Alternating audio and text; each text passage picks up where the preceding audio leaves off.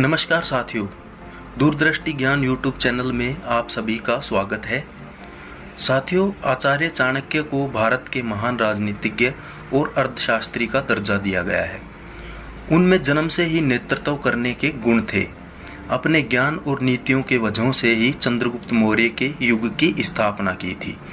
उन्होंने जीवन को सफल व श्रेष्ठ बनाने के लिए कई नीतियाँ लिखी हैं।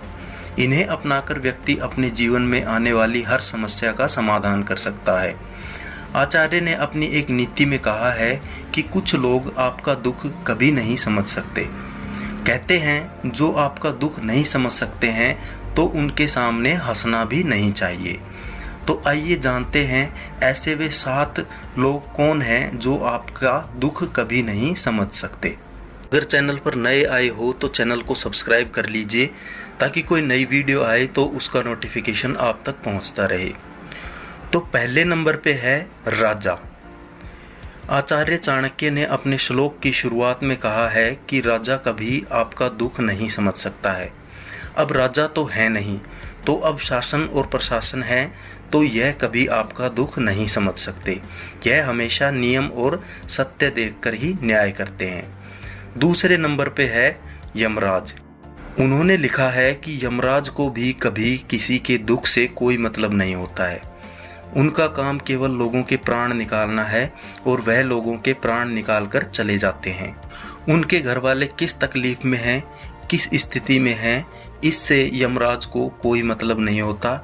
यम अगर पीड़ा को समझेंगे तो किसी की मृत्यु ही नहीं होगी। तीसरे नंबर पे है आग। चाणक्य कहते हैं कि आग के साथ संभलकर व्यवहार करना चाहिए। आग के उपयोग में की गई जरा सी चूक आपका सब कुछ जलाकर राख कर सकती है। जैसे एक दीपक के रूप में जल रही अग्नि जितनी पवित्र होती है, वही अग्नि थोड़ी सी असावधानी से विकराल और घातक रूप धारण कर सकती है। अग्नि की प्रकृति ही जलाना है। चौथे नंबर पे है बच्चा। एक बच्चा कभी भी दूसरों की तकलीफ को नहीं समझ सकता क्योंकि वह छोटा होता है और उसे समझ की परख नहीं होती है। इसलिए दूसरों की पीड़ा और भावनाओं से वह दूर होता है। बच्चे के सामने अपना दुख कहने का भी कोई फायदा नहीं है क्योंकि वह उसे दूर करने का कोई कदम नहीं उठा सकता। 5वें नंबर पे है चोर। चाणक्य ने कहा है कि चोर भी कभी किसी के दुख को नहीं समझ सकता है क्योंकि उसे सिर्फ चोरी करना होता है, चाहे इंसान गरीब हो या अमीर। उसके घर में किस तरह की स्थितियां चल रही हैं उससे उसको कोई फर्क नहीं पड़ता। चोर की प्रकृति ही चोरी करना है। अब 6ठे नंबर पे है भिखारी। चाणक्य मांगने वाले लोगों को भी दुख देने वाला ही बताते हैं। यानी किसी से कोई भी चीज़ मांगने वाले लोग बस अपनी ही इच्छा पूरी करना जानते हैं।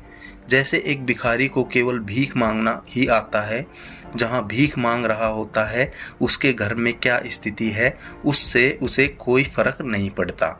अंत में 7वें नंबर पे है कर वसूल करने वाला।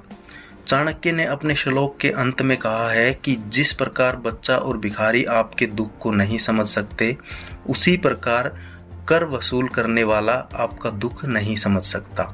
उसको केवल अपने कर से मतलब होता है, उसे आप किसी भी तरह दें।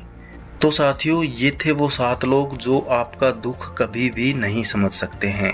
तो वीडियो में बस इतना ही। आशा करते हैं हमारे द्वारा दी गई जानकारी आपको पसंद आई होगी।